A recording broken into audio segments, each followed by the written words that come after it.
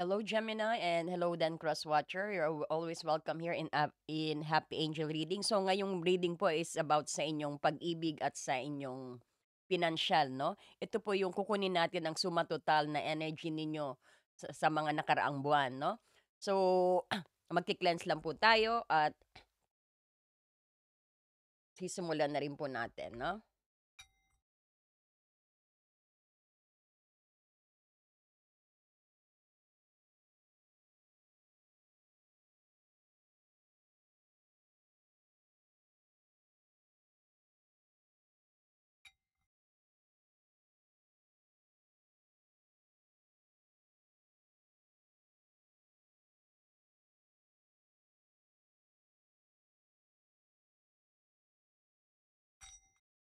Tapos,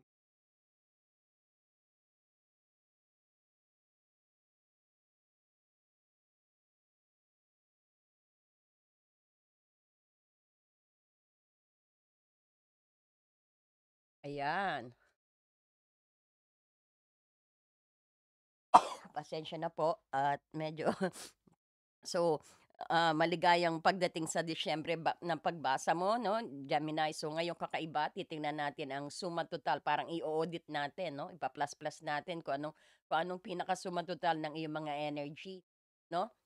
At siyempre, kung ano yung aral na natutunan mo rin at kung ano yung dapat mong iwan din 'no. And then, kung anong dadalhin na energy mo sa 2026 sa pag-ibig at sa iyong pinansyal 'no. So, sisimulan na rin po natin. Kasi kailangan ngayon 'di ba sa 2/26 December din is actually is yung pagnilay-nilay mo, kuwentahin mo kung ano ba yung pinakasuma total ng energy mo sa pinansyal at sa pag-ibig 'no. So sisimulan tayo sa iyong pinansyal. Actually hindi mo kailangan dalhin ang mga half finish na ideas at emotional din na confusions 'no, sa bagong taon. So ang reading na 'to yung nakatuon sa pagtulong sa iyo na magkaroon ng closure sa mga aspeto ng buhay 'no. Especially yung mga, aspeto ng buhay na nagpapabagal sa iyo dahil sa iyong desisyon 'no. So, lilinawin natin ang lahat at kung anong side mo 'no. Kasi sometimes ang Gemini dalawang decisions lagi meron 'yan 'no, two face 'no. So, okay, let's start po sa iyong pinansyal. Tignan natin sa iyong pinansyal. Ano po ang suma total ng kanyang buwan? Ano po ang suma total ng kanyang buwan, spirit guide? Ano po ang kanyang suma total na energy para po maging maayos ang kanyang pagpasok ng 2026?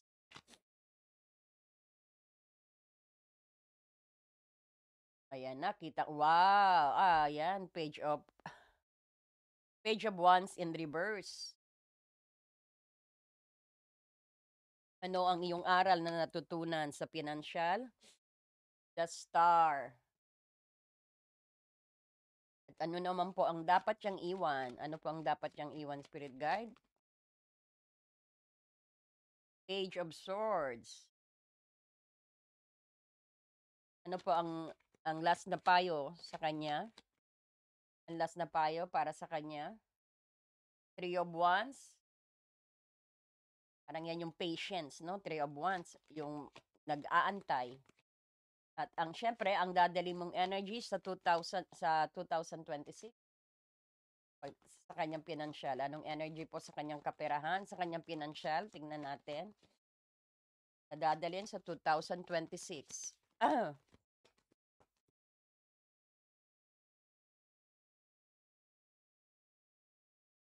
Six of Swords in reverse. At ngayon naman po at titignan natin ang sa iyong pag-ibig din, no? Kung anong pinaka-energy mo, no? Kumatotal po ng kanyang energy sa taong 2025. Total po ng kanyang energy sa taong 2025.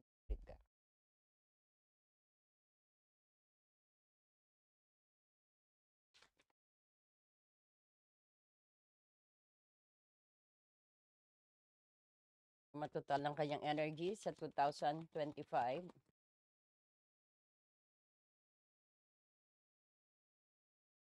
Pag-ibig. Hangman. Anong aral po ang kanyang natutunan?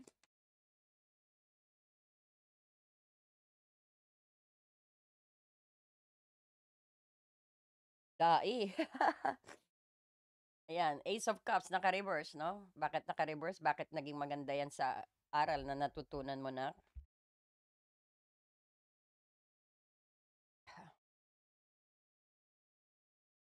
Ang dapat iwan, ang dapat niyang iwan sa 2025, dapat niyang iwan.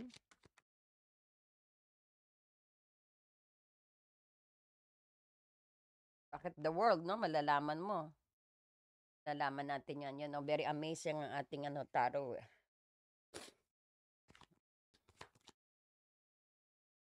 Ang huling payo sa pag-ibig.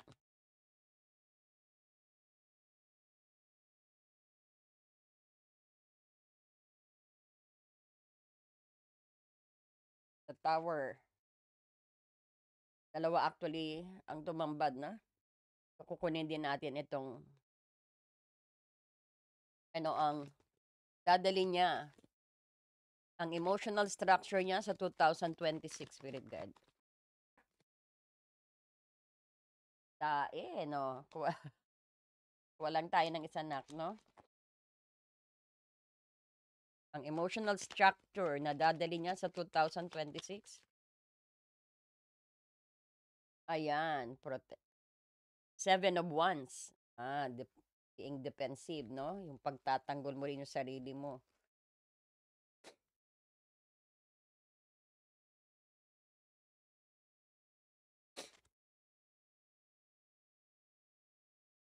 Nagkuha tayo ng guidance nak sa iyong karera, financial.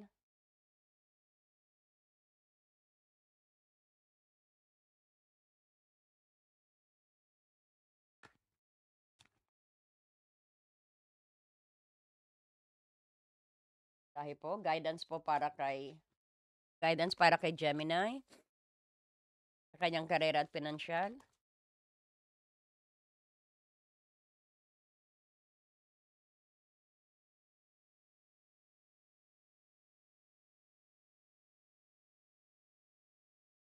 Attracting, not chasing. Ayan.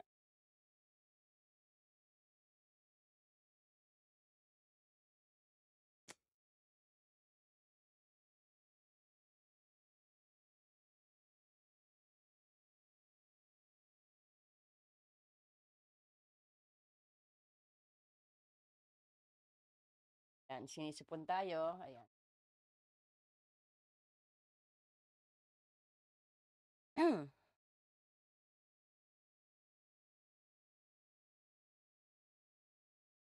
Romance angel guidance din sa iyong emotional structure. Tingnan natin.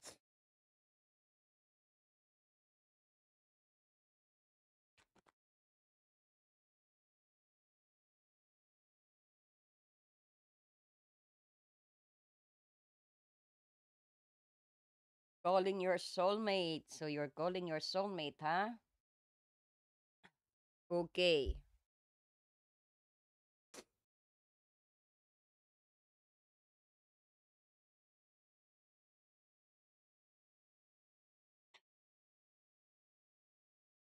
Parang napakaseryoso ng iyong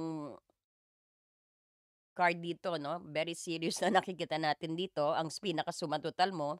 Ngunit may pag-asa tayo na nakita rito sa reading mo, Gemini din. Ang mga card mo yung parang nagpapahiwatig ng ng malaking pangangailangan para sa self-discipline din. Ito rin yung pagbabago, matinding pagbabago at paglinaw ng mental energy mo, 'no? So, ito yung ididetalye ko sa'yo para lubusan mong maunawaan, 'no, kung ano yung pinakasumatotal mo, 'no, itong 2025. So, kung makikita mo, ang iyong financial dito is meron kang Page of Wands in reverse, 'no? So, ito yung sabihin natin, ang taon mo yung parang nakatuon sa paulit-ulit na pag-umpisa ng financial project. 'no? Ito yung parang sinisimulan mo yung project, yung financial project ng walang sapat na follow through o focus, 'no? Marahil yung hindi mo madali kang siguro madali ka rin ma-distract, 'no? Halimbawa, nadi-distract ka kaagad 'pag may ibang pumasok na idea, yun uli ang gagawin mo. Parang pabago-bago, 'no? Kumbaga ito yung taon na parang walang sustain na action sa'yo when it comes sa yung financial. Ibig sabihin din Gemini, once na halimbawa, sinimulan mo yung proyekto na 'yan, parang ningas kugon, ayun. Tsaka ano, marami kang gustong gawin right away, maski na ano mo na I'm sorry. Kumbaga sabihin natin marami kang gustong gawin, so kumbaga na-overwhelmed ka sa mga idea mo na hindi mo sisimulan mo sa una tapos hindi mo tinatapos 'no, parang gano'n ang pinaka-suma total mo ng buong taon din. So, sabihin din natin 'no, halimbawa, simulan mo yung tatlong side hustle ngayong taon. Ngunit hindi mo tinatapos ang isa man sa mga ito 'no, dahil nauubusan ka na ng enthusiasm o nakakahanap ka ng bagong idea, 'no?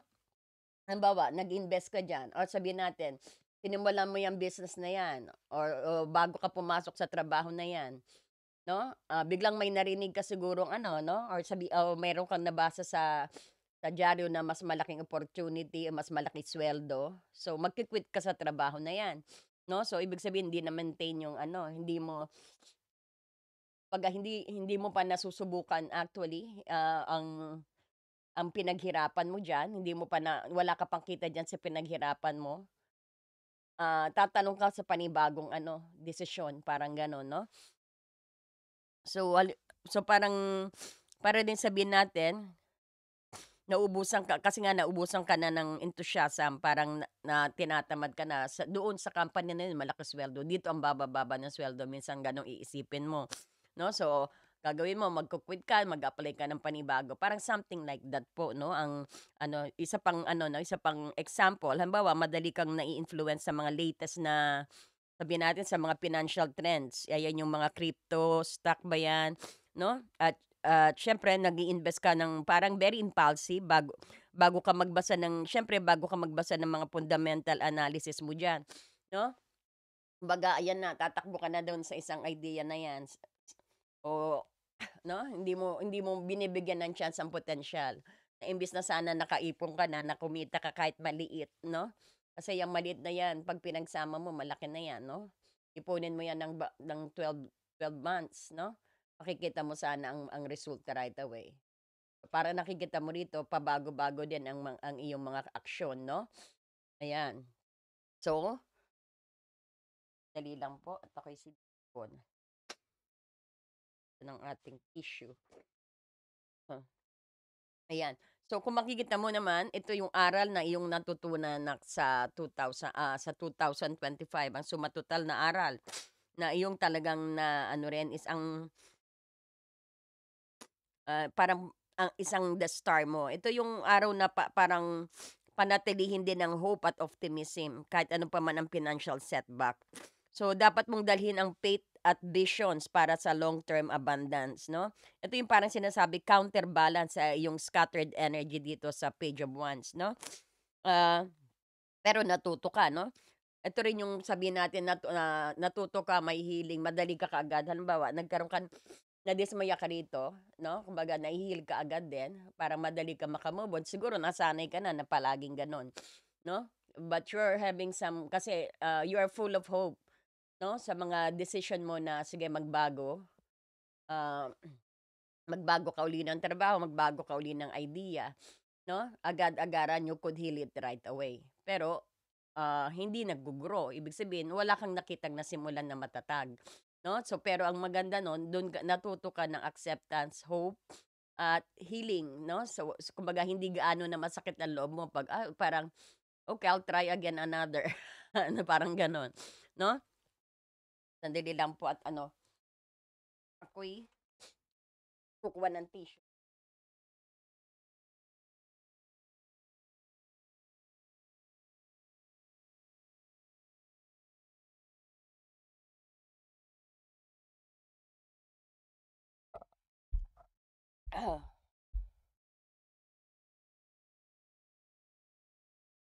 Malamig po dito sa aming ano, nasa prayer camp po ako, 'no.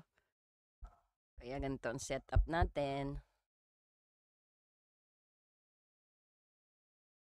at malamig, 'no, kasi bundok po ito, bundok. 'Pag, dito ako naka-ano, naka-assign, 'no. So, asan na ba tayo?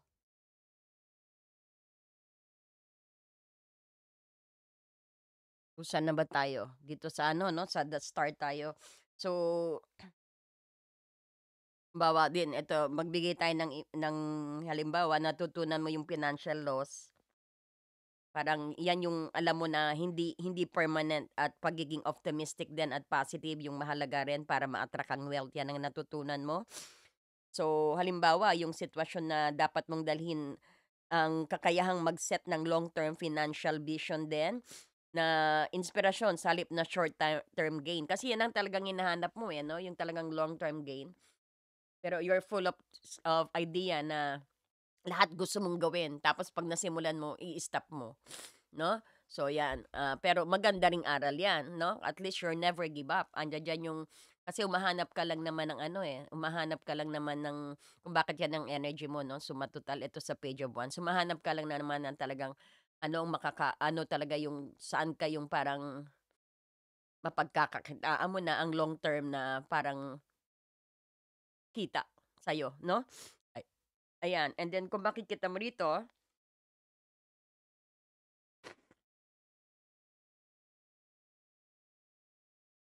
pag ito yung iwanan, 'no?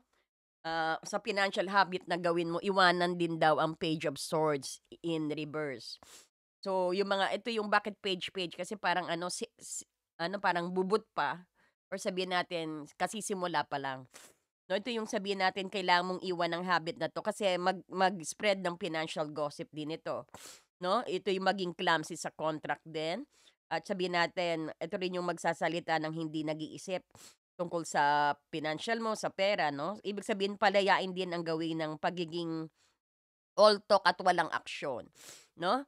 Sometimes, oo, panay panay mabilisan aksyon tapos i-stop mo, ayan kitang-kita naman. So, 'yan din yung sinasabi sa'yo na dapat mong iwan 'yan. So, halimbawa din, 'no, iwan yung habit na magkuwento ng mga financial struggle, 'no? Hindi makakabuti 'yan kasi,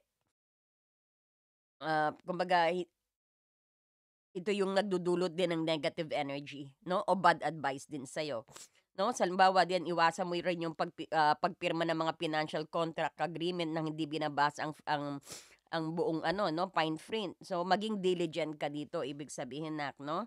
So, kung nakikita mo rito, ang pangunahing financial ng payo para sa'yo sa Disyembre, ang Three of Wands. Ito yung payo yung mag-expand ka at, sabihin natin mag-expand at mag-launch ka. Ibig sabihin gamitin ang Disyembre para i-commit ang sarili mo sa isang long-term plan. 'Yan yung mag-network at mag-explore ng mga maraming international o future focus na opportunity dito, 'no? Halimbawa, kung may business idea ka, 'no, ilunsad mo yung initial phase nito. Ibig sabihin 'wag nang maghintay pa na para sa perfect timing. Sabihin, do it right away at tapusin mo hanggang sa huli.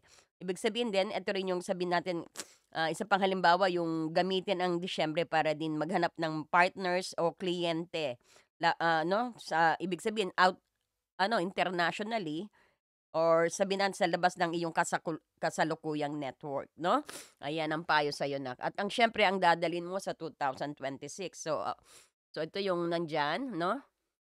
Kumbaga, Six of Swords in reverse.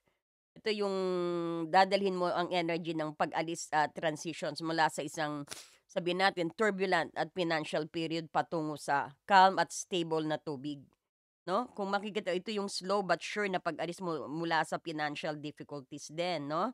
So, halimbawa ang sitwasyon mo yung sabihin natin, ang 2026 mo yung parang nagsisimula sa pagbayad ng utang o pag-iwan sa isang job na puno ng stress. So, ikaw yung yung moving forward towards recovery, which is maganda, 'no? So, ang 2026 mo, ito yung magsisimula ng pagbabayad ng utang, or sabihin natin pag-iiwan sa isang job na puno ng stress din. Ikaw yung parang ikaw ay moving towards recovery, 'no? Which is napakaganda. So, isa pang halimbawa is yung sabihin natin, ang vibrations mo yung magiging tungkol sa pagiging calm at rational 'no, sa financial decisions 'no, sa halip na emotional. So, kung makikita mo rin dito nak, andito yung sa iyong emotional structure din 'no, sa iyong pag-ibig, ano yung suma total. So, ang suma total ng iyong sa lahat ng audit natin sa energy mo monthly, itong suma total. So, pangunahing tema ng iyong pag-ibig ngayong taon 'no, ay ang sabihin natin ang taon ay may temang matinding resistance sa pagbabago 'no, sa relasyon. So, kung makikita mo rin dito 'no, siguro ito yung pagkakataon na parang ayaw mong na kaya mo mag-compromise kasi nga pala this is upright 'no, I'm sorry. So, parang kaya mo mag-compromise sa lahat ng bagay. 'Yan ang natutunan mo sa pagdating sa pag-ibig. Parang 'yan yung pinaka-system 'no. Ito yung sabihin natin, talagang you just go on with the flow 'no, kasi pride pala, I'm sorry 'no. You just go on with the flow, ayaw mong ibig sabihin kaya mo mag-sacrifice at kaya mong mag-adjust kapag nai-stuck ang iyong relationship 'no. Ibig sabihin patuloy kang nagdedesisyon right away tungkol sa iyong relationship status din. At siyempre ay, kumbaga you easily let go din ang mga old perspective mo dito, 'no? 'Yan yung lagi mong ginagawa monthly, 'no, parang gano'n. Nile-let go mo right away, sometimes kailangan din mag-compromise din, 'no? Kumbaga, halimbawa din kumbaga para yung nakita natin is joy naman din ang nakita natin sa ano mo, sa pag-ibig mo, 'no? Pagdating sa iyong relationship o sa mga single naman parang you know what, yung self-worth mo ang inaasikaso mo rin, no? Kumbaga andiya diyan yung you're gaining sa pagdating sa pag-ibig parang you are learning every day, 'no? Parang you're gaining new perspective lagi sa The Hangman. Kumbaga tahimik mong inuunsad, gino-grow ang inyong relationship kung may relationship. Sa mga single naman parang tahimik mong minamahal ang iyong sarili, pinapakita mong self-worth mo rito, 'no? Kumbaga ito rin yung sabihin nating you just go on with the flow kung ano yung experience na mararanasan mo everyday, 'no? At kung pumupulot ka ng aral din, 'no? Kumbaga sometimes din nag-e-experiment kasi rin pagdating sa pag-ibig, 'no? Tama ba na gawin ko 'yan? Tama ba na maglihim ako kay partner? Parang ganyan, 'no? Parang ganyan. Pero you are searching and then tahimik mo talagang pinapaunlad din ang iyong relationship, 'no? So, kung makikita mo rito,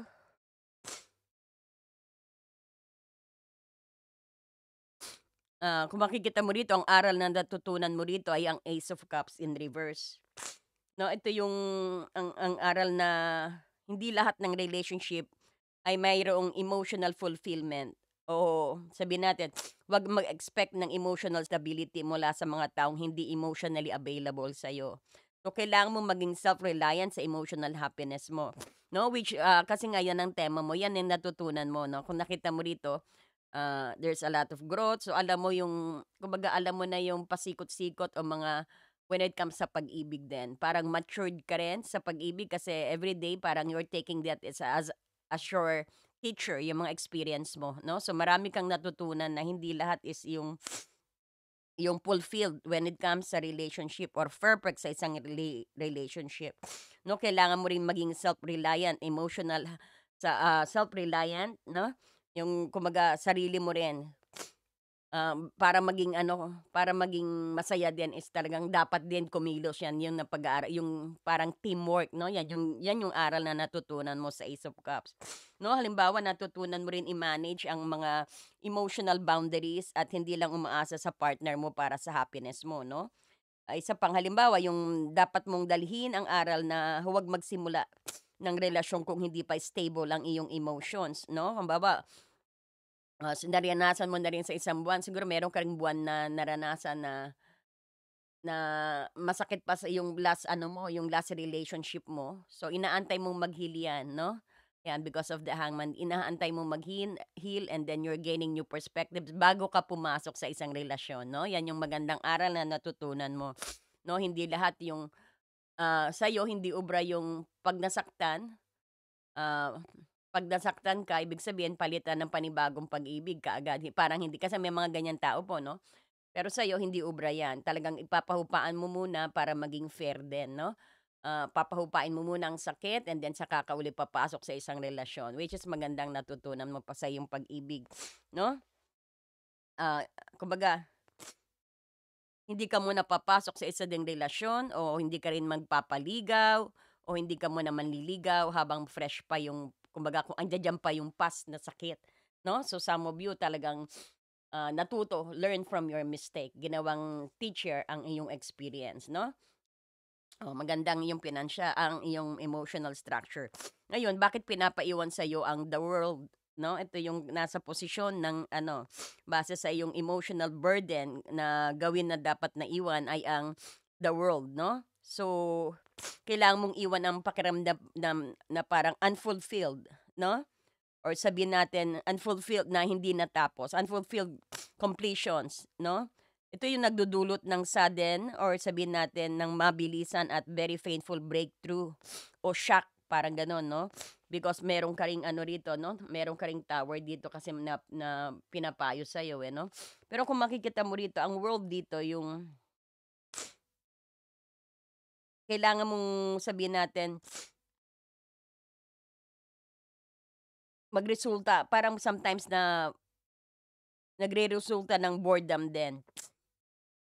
'No, o lack of appreciation sa kasalukuyan sa 'pag sinabing kasi nakita natin may Four of Cups din dito, 'no? Kumbaga halimbawa sa sitwasyon natin 'no, iwanan yung habit na mag-dwell ka sa relationship na suddenly na biglang magtatapos 'no, biglang magtatapos. So, nagdudulot ito ng kawalan ng gana sa panibagong offer na pag-ibig din 'no. So, which is nakita natin na parang iwan din yung emotional block na nakuha mo sa isang major na conflict at mag-open up uli ng opportunities, 'no? So, kung makikita mo rin dito ang pangunahing emotional na payo sa'yo ay ang sabihin natin is Seven of Wands, 'no?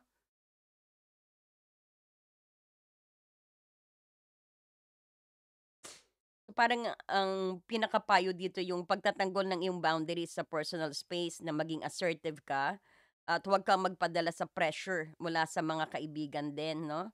Family or sabihin natin sa partner mo.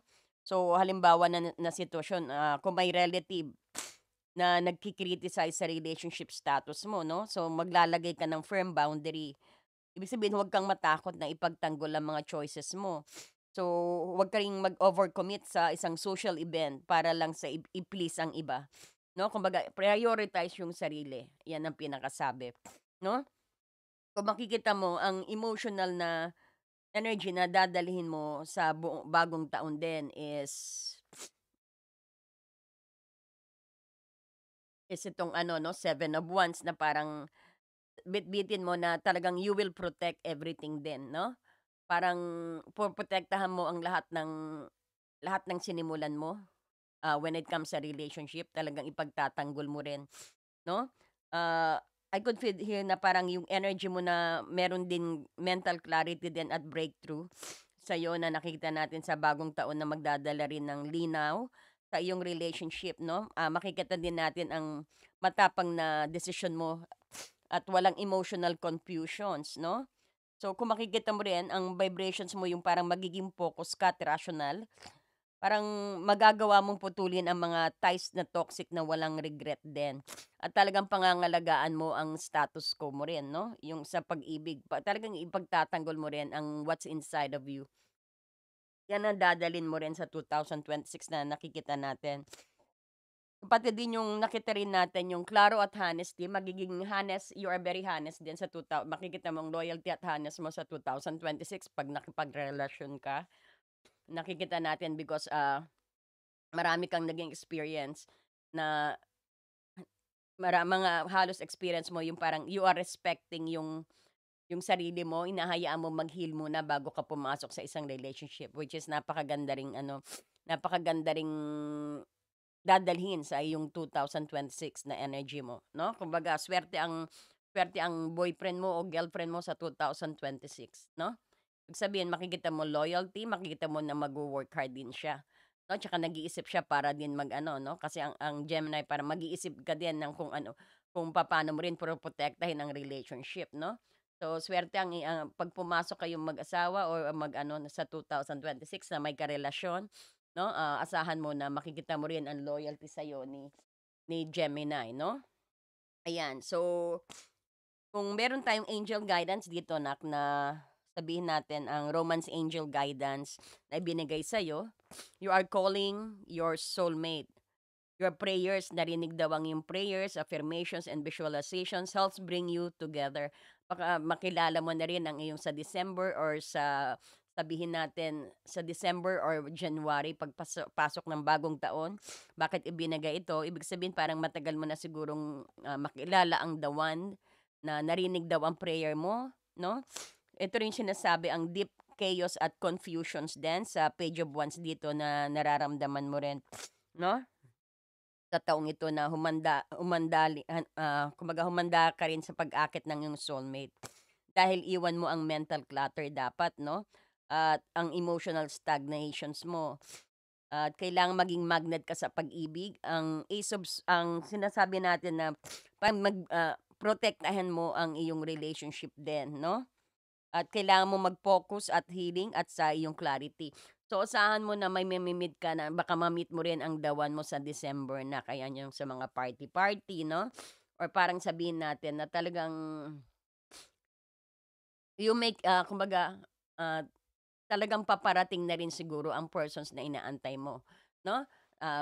Could be itong regalo sa'yo or sabihin natin kasi ano, your prayer, affirmations at visualizations help bring you together 'no. Some of you na single na baka makilala si the one din, December or pagpasok ng 2026 'no. Some of you nakilala na rin o some of you din is makikita natin dito na na you get the attentions ng universe na ipagkakaloob sa'yo ang iyong soulmate din dito 'no. So, kung makikita mo andito sa Archangel of Abundance who take care of your finances and career 'no. Ang sabihin natin, meron ka ritong attracting, not chasing. So, sabi rito, anything or anyone you chase after will run the other way because of the fears underlying chasing energy. Instead, attract what you need by sending out love, gratitude, and welcome energy. Kaysa naman kakahanap-hanap-hanap mo dyan sa paghahanap-hanap mo ng bagay na yan, ibig sabihin, bakit hayaan mo ang abundance ang humanap sa'yo, no? Kasi the more na pinipilit mo yan, the more na lumalayo. Parang ganyan, oh, ina-attract mo siya, 'di ba? Ang gagawin niya lalayo. 'Pag ikaw ang lumalapit, lalayo, 'no? Hayaan mo steady ka lang diyan, 'no? Just be grateful, claim it. Kumbaga, maging mabait ka, maging loving ka, 'no? Ayan, maa-attract mo 'yan, 'no? Ito mismo ang lalapit. Hindi mo kailangan na ikaw yung papasok ng ganyan, 'no? Ikaw yung lapit ng lapit na hindi naman lalo siyang lumalayo na hindi naman kaya lumalayo kasi hindi nga para sa'yo 'yan 'no, merong nakaano para sa'yo 'no, antayin mo yung darating na para sa'yo, para sa iba 'yan, 'wag mong attract 'yan, parang gano'n 'no. So kung makita mo ang pinaka-deep insight din nito is, ito yung direktang feedback din sa Page of Wands in reverse mo 'no, ito yung sinasabi na na yung chasing na sinasabi, yung feedback direktang feedback dito sa ano 'no, sa Page of Wands in reverse mo, sa pagdating sa financial.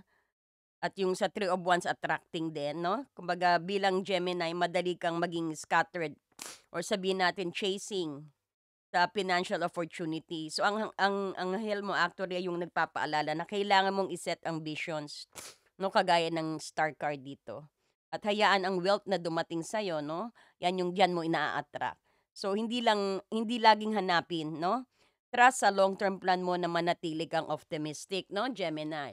Ayan, sana nagustuhan mo ang iyong sumatotal na pagbasa 'no, and marami pong salamat sa mga nag-subscribe at sa mga nag-like at hype po at nag-share ng ating video. Marami pong salamat at marami rin pong salamat sa mga nanonood kahit hindi nagso-subscribe. Thank you rin po. At I hope po, nagkaroon ng linaw sa inyo kung ano yung sumatotal, dapat iwan, dapat dalhin, 'no? Pero remember, kayo pa rin po ang magde-decide, 'no? Ayan, thank you so much and God bless you po.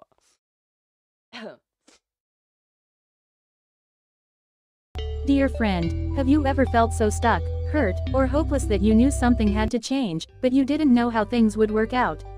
A time when you could have really used more insight and guidance, or at least a new way to nurture yourself and bring a little more peace into your life.